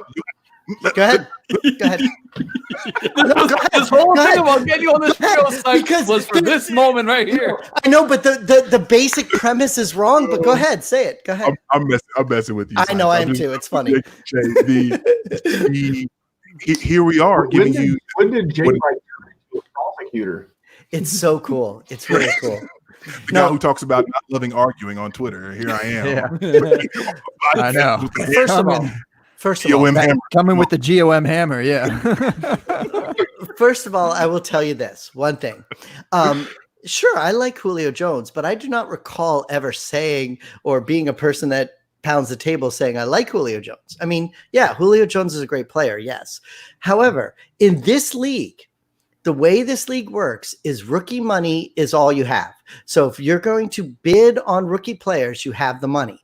There's 12 people in this league, and I have enough money that I believe there's only 2 people that have more money than me and 2 other people, and you're raising your hand. So what you sent me was Julio Jones for all of my rookie money. Maybe there was like $10 left or whatever. Probably like in the 105 range. Exactly. So the thing is, though, in an auction, you just have no idea what people are going to pay. So say you might have a little bit more money than me, and one other guy has a little bit more money than me. You 2 guys fight over CEH. One of you guys spend all your money. Another person needs a quarterback, so they're going to go for Tua. And then with my 500, I could drop it all on Jonathan Taylor. There's a lot of things that go on there with that amount of money. And whether I like Julio Jones or not, I like being the third amount of money going into the rookie draft more than getting that player. So that was the reason I had declined it. Now, you could have put that in the comments. You could have. Saving it for the show. So many ways. I said, you know what? This is great because he's ghosting me. No. How is declining it within an hour ghosting? This was April 18th, you said? This has been 3 weeks in the making? Yeah, how is that ghosting you? I am so sorry. Listen, J Mike, I promise you next time I will write this long dissertation in our DM threads and I will explain to you exactly why. I need it. I need that reassurance that I'm going to be okay. That I our love friendship will pass the test of rejected trades. That's what I need to know. Mike, I cannot imagine what your breakups were like, bro. And you know what's funny? You know what's funny about that league? That league too, J Mike, like you said, I won it the first year, and then the second year I had like so many injuries that I didn't make it back, but I won the toilet bowl last year. Right. So that's why I have so much money in this rookie draft, because I won the freaking toilet bowl. So the year before I won the league, the second year I won the freaking toilet bowl. So that's why I have the money that I can use to spend on one of the players. And hopefully I get Tua, because I have quarterback problems too in that league. Yes.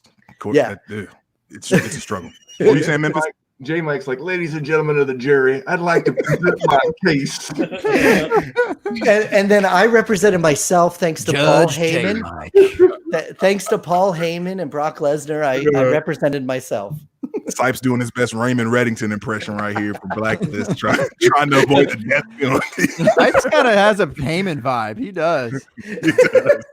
I love Heyman. I've watched wrestling since I was a little kid, but Paul Heyman is my all-time favorite anything. I mean, That guy is freaking amazing. Put a microphone in his hand. I'll listen to him all night. He's entertaining for sure. I also watched when I was younger, and I hated him. Like I loved him, because he was a great character, but I hated him. But he's so good. Yeah. He's so good in real life. I mean, whatever. I could go on, but that is the reason. Even in that league, we were supposed to pick a wrestler, and I picked Brock Lesnar only because I could say Paul Heyman and Brock Lesnar. That was the reason I picked Brock Lesnar. Well, it makes sense because then you are Paul Heyman in that scenario. Exactly. That was it. Hey, thank you. There you go. Big facts. Oh my. Well, J Mike, now that you got that off your chest, do you feel better for one? And for two, do you want to like expound on the Julio thing? Should we talk more about it? Where he's landing on ADP? Who would you rather do that? What do you want to do? I don't really have that in me right now. I just, I think he was trying to get me to do it. I know better than that. You're a pretty strong-willed person. I know those tactics are not going to work on you. I wanted to be able to just razz you a little bit to have fun. No, that was awesome. One of the things about that league, and I don't mean to hijack the time, but I think it's funny when we have these leagues because it's basically Chris Svoboda is the commissioner. Obviously, he's a friend of the pod, the Svoboda. He's so awesome. He's good people. Chris is so awesome. And it's essentially a Bosch a Bosch-esque league in terms of its bankroll, right? So your money is your money, and you get your stipend at the end of the year, whatever, and then like you got to figure it out for the year, right? You got to either make it last or, that's basically the economy of it all. But one of the things that really messes with me that I found in this league and even in another league that I'm in, I'm really starting to hate 2 tight end leagues because they mess with me so bad. It is so hard. It is so hard because in those leagues you can't afford to miss and kind of skimp on tight end and have everybody either miss and get hurt, and you can't be thin at quarterback either because all of a sudden out of the I think 11 or 12 starting spots that we have, if you're not able to run out 2 halfway decent tight ends and somebody's busting your head open every other week with Ertz and Hunter Henry or Evan Ingram and Kelsey and all these combinations, like you're done out the gate. And I think after last year with Joe Flacco basically going into the dirt and I traded him, I've got Russell Wilson as a quarterback. So I've got enough money to try to do some fun things, and I think I'll be able to walk away with some quarterbacks. But I'm finding that league structure is so important, and specifically in this league, like, man, it is hard to try to trade any kind of established players because that money is so important to people. Go ahead, Memphis. I was going to say Cole Kmet, dynasty first rounder in this league. We haven't had our rookie draft yet. Like, obviously, like we're saying with the money, it is going to be interesting to see how much people pay for quarterbacks and for tight ends in the rookie draft. The other thing that they do, and Memphis, you'll like this. I'm not sure if the other guys watch wrestling, but he also has like little twists and turns. Like during the Money in the Bank, he has these things where we get to pick who we think's going to win, and whoever wins gets like $10 in a fab money and stuff like that. So there's a real wrestling vibe with the entire league.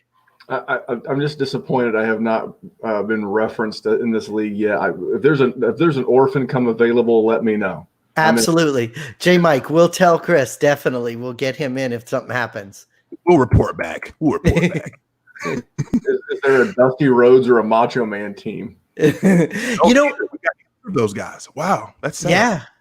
And there's only been 2 teams that changed their names, but it's been a fun league. Yeah. Auction leagues are way different than snake leagues. Definitely. Oh yeah. Big time.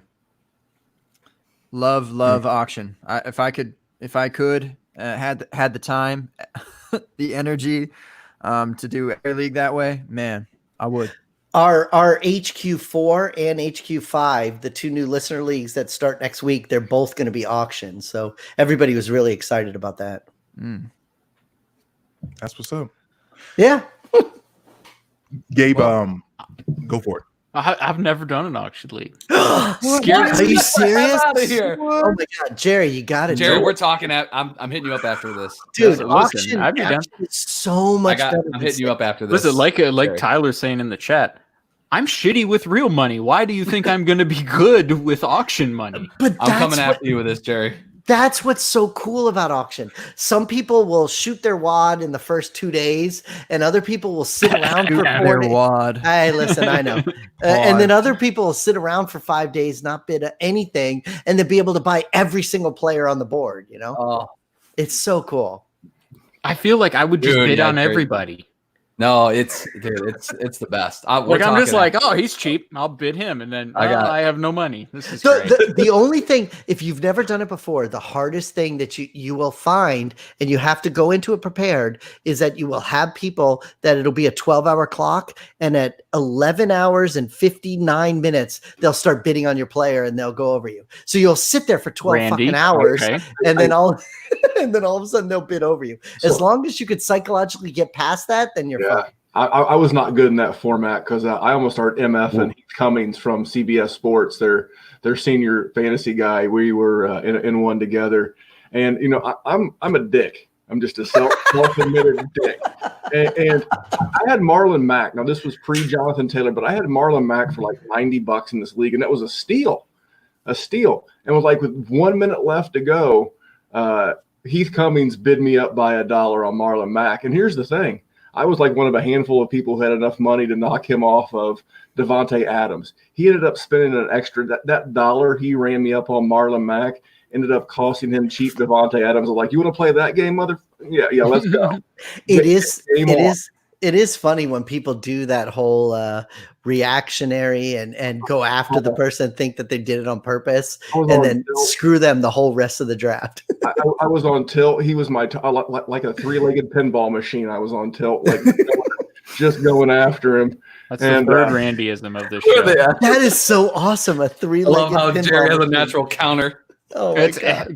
I had them written down for the longest time. Tougher than a Waffle House pancake was my favorite one. Hey, damn. Waffle House waffles are so awesome. Waffle House. That's a shoot right there. That's Memphis. There it is. World Memphis shoot right there. Oh my God. Hey, Tua's going to be number 1. His jersey's going to be number 1.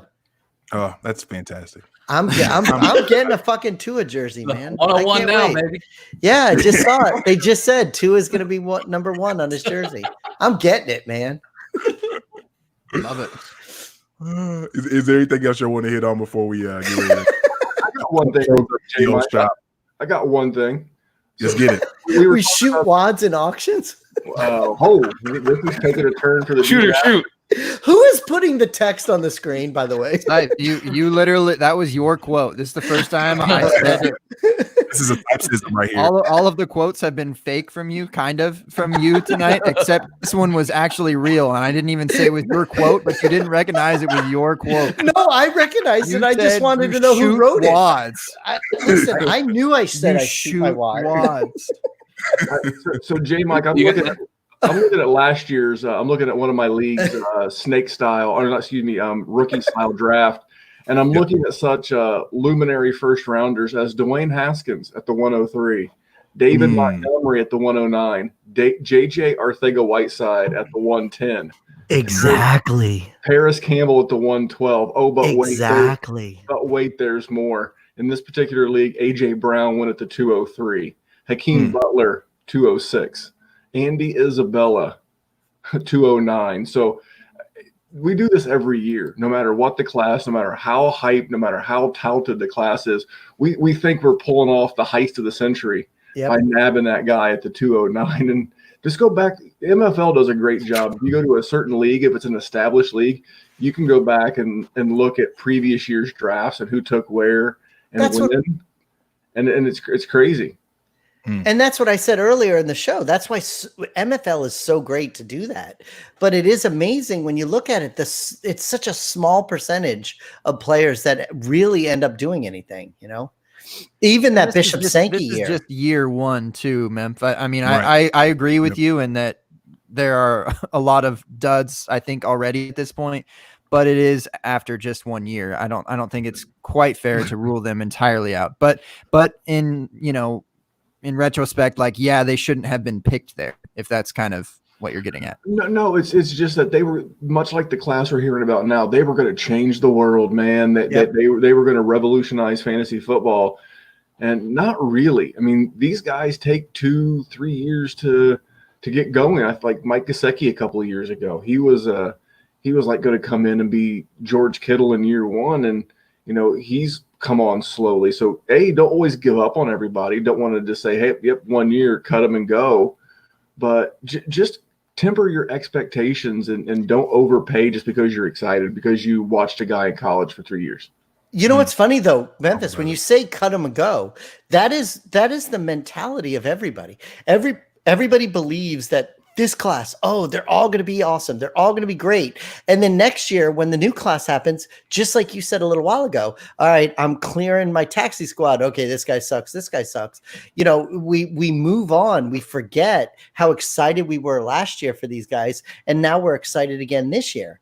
And everybody acts like this year is going to be different than next year. And next year, we'll look back at these guys and go, oh, remember when we thought Eno Benjamin was going to be the starter? You know, I got some great advice today, and it was not fantasy football related, but I equated it to that.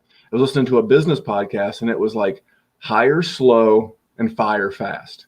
Yeah, Which means, you can equate that to dynasty, which when you're going to make that pick, go slow. You got an 8-hour clock in some cases, maybe a 4, 6, 12, whatever it is. You don't have to make a hurry in 4 minutes. You know, you can sit there and think through, okay, what's this guy's, you know, what's his coaching situation going to look like? Like everybody's down on DeAndre Swift because he's a lion, because his offensive coordinator and head coach, that dude could be hitting the street next year. You know, what does that look like? What does the incumbent's role look like? I mean, you know, take your time and answer a bunch of questions. Jerry, what's up? Jerry's pencil is behind the Struck a nerve right there. Well, I'm sorry, Jerry. I'm sorry. For the love of all that is good, just fire Matt Patricia. You mean a guy with a wooden pencil behind his ear on a laminated play sheet does not give you hope? He had it on the draft. They showed him at the draft. Yeah, why the hell is he wearing a pen? Why? Did he have the at home? Oh my God! You never Jerry, know when come you're on gonna need to jot down that grocery list, bro. Listen, That draft was hopefully so. it was just people- because Stafford was hurt, and maybe it's a miracle that's coming. I'm gonna drink Kool-Aid, but Some people have their Carl Kanai sweaters and their Mark Echo jeans and their trucker hats, and other Their people G-Unit have pencils. Yeah, or their know porn the brand, star brand. location house, like Cliff Kingsbury. Sorry. Oh, that was a kick-ass house. Let's be real. that was pretty sweet. That was really nice. But what is the practicality of that lawn with the little squares? Like, what the hell are you doing out there? It is. It's for Arizona. visual- You ain't touching out there. It's for Yeah, visual effect. It's for visual effect for shooting movies. That's exactly what Arizona is. He Those probably are had it weird all put in movies. that week too. Just Yeah. put the sod, it was just thrown down real quick. And then Jerry Jones is like, I'm just gonna be on my yacht. Oh, that was so cool. I like how the first shot they show of Jerry Jones, then JJ Watt tweeted, "Is Jerry in his yacht?" Like JJ Watt was the first one to mention it. Such a Must be boss. nice. I like Vrabel's house though, with With the guy pooping in the background. yeah, and the mullet and the superhero outfit. That would have Frozone, been yeah. exactly what would happen if Randy was the GM of a team. No. I'm with Bill Belichick. I mean, I And would. Yes. My dog is right here. The dog. got- I'll get it. Hold on. Belichick literally he rolled out his ThinkPad and just boop. All right, I guess I'm here. He was Sipes in 1991 with his newspaper and his notepad. He just- Listen, he was so screwing with everybody's mind. He was like, every time they'd show his table, he wasn't even at the table. Whenever he was there, he was feeding his dog. He was just sitting back going, I'm Bill Belichick. I don't need this. I'm fine. And He then should've- he they should- took the kid in the second round from like my high school, and I was Yeah. like, "What?" Lenore should've- Renoy. They should have been like Belichick should have been rocking like a Fromm jersey or something like that. It would've been Everyone's just cool. waiting for him to like take a QB, and he's like, "Nah, Can I'm you, good, bro." can you imagine Belichick sitting back with a cigar, like smoking? Like, no, but like every time they cut to his kitchen, he wasn't even at the table. He was like, I don't even need you guys. You know, I'm fine. When I'm up, I'll be here. Don't worry about it. So- and how so about Memphis- CeeDee Lamb grabbing the phone from his girlfriend? Fucking Whatever it takes. awesome.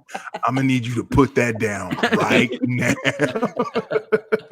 My Oh, favorite one was the mom that was pulling the girlfriend off the kid. That was my favorite Oh one. my She's God. like, "Get your ass off my baby boy! Get out of here!" There was one, I don't remember who it was, but there was one where there was a guy and a girl coming out of the bedroom. That was right at that was Eason.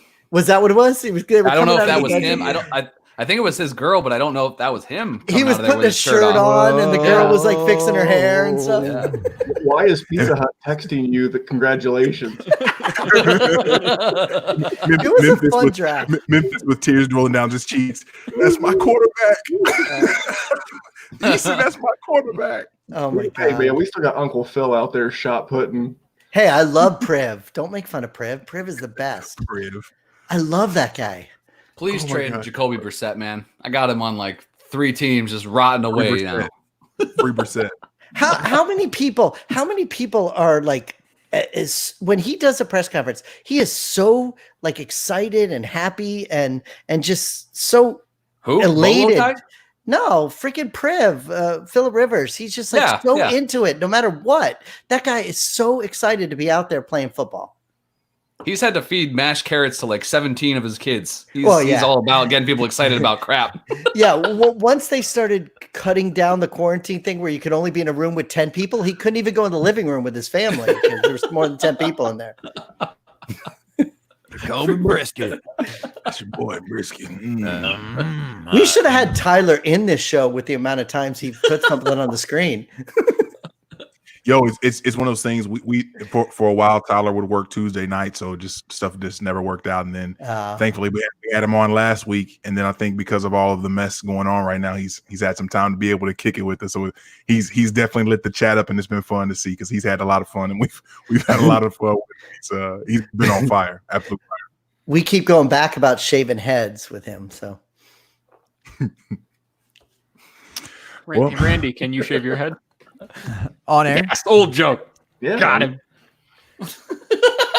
do you do it, Randy? Do you do it yourself or do you get somebody to do Hold it? on. Is it scary to bick it? Do you bick it?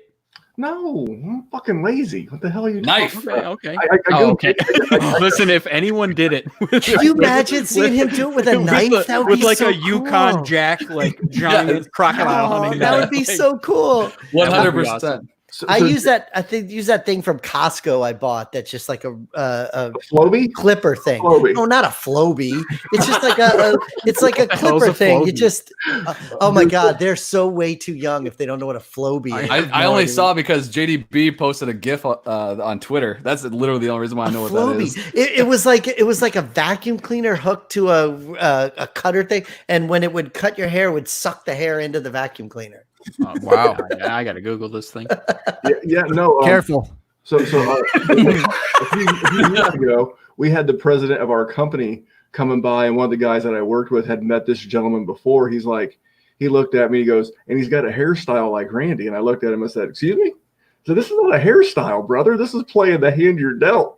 I'm thanking God for guys like Jason Statham and Bruce Willis helping a brother out. That's so funny, because I like shave my head on purpose because I freaking can't. It's so hot down here in South Florida, and people say to me, "Oh, but you have hair. You have hair. Why would you do that? Some people don't have hair." I'm like, it's not my fault that they don't have hair, but I'm gonna shave it off. I'm not gonna keep it just because I want. So What is that? I sent it. This is the GIF I sent to Jerry because this is what JDB.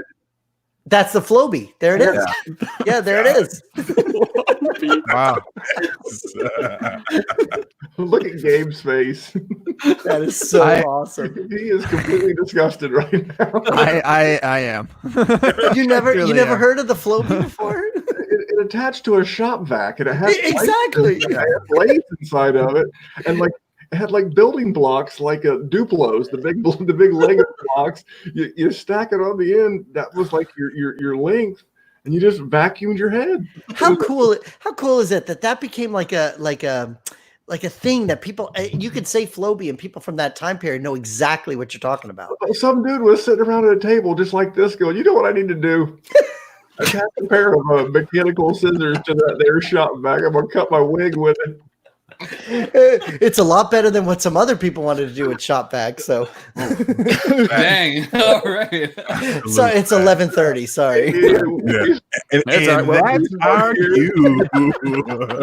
Yeah, Gabe, let's kick rocks before we get a little too graphic and open Wow, bar I after dark. actually Sorry about that. I didn't mean to. I too. Well, We lost Gabe's Gabe. frozen. Gabe kept saying that we sounded choppy, Whoa. but I guess it was yeah, him that we lost. He's back. There he is. I know it might have been the whole time. I was saying that I Googled, I don't know if y'all heard that, but I Googled Floby and I somehow spelt it correctly. Yeah. Wow. What, guys, what? All right. I'm trying to think of like a fantasy football analogy, but it's just not there. No. Just doesn't deserve to be a product, period, or an analogy. So, yeah, with that, I guess we better figure out how to end this show without saying the word Floby again. Okay. Oh my God. I don't even like what has happened the last hour and 45 minutes. What did we just do? Like we tried to like talk about Julio. We tried to J-Mike asked a question like an hour and a half ago to you guys. He tried to set me up is what he did. I remember he tried to set me up. Yes, I know, Snipes. But J-Mike did ask a genuine question, and all I remember is Memph answering with Keyshawn Vaughn and Michael Pittman. He answered the question, and then I don't even know what happened after that. Like I don't know. And but boy, it was it just spiraled out of control, and I had fun, guys. It was an incredible time. So Yeah, thanks for making this part easy on our end. I mean, boy. So I guess at this point we'll see what happens on the outro segment of the open bar. Memph, you're up first, man. Say what you need to say. I just want to say thank you for having me and Jerry back on for last time here on the open bar. We talk about everything but fantasy football, but you have no one to blame but yourselves. You know who we are. You know what we do. We're the Marshawn Lynch of Dynasty Fantasy Football. But no, Jerry and I are over at the Dynasty Warzone. We drop shows every Wednesday, sometimes Friday. Been doing a lot of rookie coverage and just having a lot of good times over there. So, yeah, that's it. And excited to talk to you guys again. We don't get to do this often enough. And we got to get you on the Warzone, man. We've had J-Mike twice, but, you're such a, busy rapping guy that it's hard to get you locked down. Such a busy rapping guy. We're like the last podcast in America that doesn't have a official FF man bun open. But we can fix that. We don't have one. Now you're unique. So, I mean, I'm not gonna, shoo you away. I'm just saying that you're unique at this point. But I would love to. I'd be honored. So nice. He was actually just trying to tell Randy to piss off. I tried to make it not sound that way because I know it kind of came off that way initially. So I had to like, but if you listen, a little bit. For Jerry, you got to work in the words "poop sandwich." I do. Go. All right. No, Memphis, great to have you on, dude. I'm glad to be in TA7 with you too, so we can go back and forth about that as well. It's good stuff. Sipes, my mans, what have you got to say? What don't you have to say? I'm sorry. Did I say too much tonight? I'm sorry. Never enough. Obviously, like we talked about, come on Twitter, FF Blitz, with my guys, Jeremy and Shane over at Dynasty Trades HQ. And we try to have a lot of fun. And I had a lot of fun with you guys tonight. It was pretty cool. It'll be interesting to hear Jeremy and Shane next week on your guys' show. I'd like to hear what they have to say. And I like the fact that however long it's been, J-Mike was waiting to attack me about Julio in here. And I'm glad that I was able to fend that off. So, but thanks for having me. It was a lot of fun. Yeah, for now. Would you do, but even with, so after the auction, whatever, not money related, would you do 105 for Julio? Or Julio for 105? I don't know. In that league, we don't have those kind of things because it's all auction stuff. But no, I get what you're saying. I would do 105. I would do 105, yes, because most likely I could do better this year with Julio Jones on my roster than whoever I would get at 105. So yes, if you want to say in a vacuum, then yes, I would do it. In a Floby? In a Floby. That's what I'm going to start saying from now on. Because when I say in a vacuum, Jeremy says he hates that term. So I'm going to start saying in a Floby then, starting next week when we do. Well, actually tomorrow when we do our I show might tomorrow. steal it too. Yeah, when we do our show tomorrow, I'll say in a Floby. It's probably going to be the name of the episode. In a Floby. But no, just actually, Floby. yes. And thank you for having me. And I hope you guys have fun next week with my other two guys. Yes, of course. Looking for J Mike, we are in it. 2 weeks, bro. We got it. All right. I'm gonna slip in there in the chat and write some shit. Who knows? Maybe you'll show up on this beautiful board that we have here. That'll be fun. Wherever J Mike gets these comments, I don't know. Unreal. Jerry. So good to have you, my man. No. What have you got to share? Man, Randy already shared all the boring stuff that I have to tell you. Listen, I just am glad you guys brought me back on because this is fun. I'm just having a freaking good time talking to you guys, bull crapping with Kyle. He's a pain in my ass all the time, and he's always around. So many shows, and that Randy too, same thing. So it's good to actually talk with other people that are just not a pain in my ass. So I really appreciate you guys for bringing it on. Oh my God, that's hilarious. Come on to a show with those people, but yes. Well, I was roped in. See, if I would have, sorry guys, I wouldn't have come if I knew they were coming. Randy texted me right before. He's like, "Hey, are you ready?" And I was like, farts, man. You will be ready and you will like it, mister. Damn. All right. And the lone soldier from the FF fellas, Kyle. Good to have you on tonight. What have you got to share with the people? Man, first off, I just want to say thanks for having me. This is my first time, jumping on here with you guys, and it was a blast. And honestly, it was refreshing to just kind of hang out, talk football, with a good group. And man, this is awesome. So I really do appreciate the invite. But I do make a point on Twitter. If I see Jerry post anything, it's instant Lions GIF, anything to make him, know I'm around. So, oh my God. But yeah, man, you can find me and my co-host Seth on the Fantasy Football Fellas at least once a week, every Tuesday. Just search Fellas. You'll find us wherever podcasts are found. I'm doing some writing right now here and there over at Fantasy Pros and over at Red Shirts Fantasy Football too. So, man, just trying to knock some stuff out. So you can follow me on Twitter at KyleFFFellas. But once again, guys, just thanks for having me on, and it's fun. Absolutely. We'll get your co-host on to see if he can, do any better. He'll have nothing nice to say about me, I'm sure. You know what? On second thought, let's definitely bring him on. Oh my God. All right. J Mike, my friend, my brother, it is up to you now. Man, what a fun night. This is I legitimately tell my wife all the time how thankful I am just to be able to do this podcast, because it's just always a good time to be able to come in here with a lot of people that you like, that you enjoy, that you've built relationships with, and just kick it and leave the ills of the world behind for at least 90 minutes or so, and just try to be able to enjoy yourself. So again, to all of our essential workers, to everybody that's heading back to work, out of work, and everything that's going on, man, keep your head up.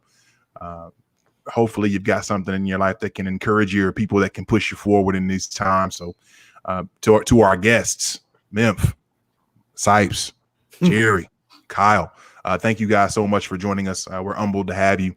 And again, I'm thankful just to be able to share these pod waves with you all. So thank you for that.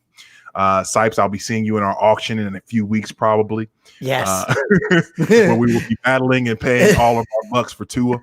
But you all can find us. Obviously, basically where podcasts are. So thankfully, Google Play, Apple Podcasts, Stitcher, Podbean, Spotify. You get at us wherever you like. And if you're checking us out on podcast form, if you want to leave us some sort of review or encouragement or feedback, we're open to it all.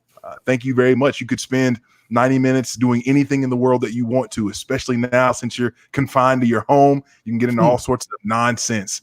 But but instead you chose to spend it with us. So thank you all. To everyone in the chat, appreciate y'all as well. Y'all kept it lit this evening. We had a lot of fun, a lot of Sipes jokes, which I wasn't ready for. But, I wasn't ready for it either. I kept seeing those things going across the screen. So Paw punching bag. That's crazy. Hey, if it works, if it helps everybody, that's fine with me. I don't care. There it is. It's all He's just love. gonna be sitting here Sipes. with his go play the championship room. It's no big deal. On Twitter at JMikeCheck at JMIC Check. Show's handle is at the Open Bar Pod. And then we've got my main man, the host with the most, genius to MC, Bun G. Woo! I'm gonna keep it short tonight. Canary Yellow, Mr. Gearing if you nasty. FF Fallopian Tube. FF Fallobi Tube. Floby. There you go. Dave, take us home.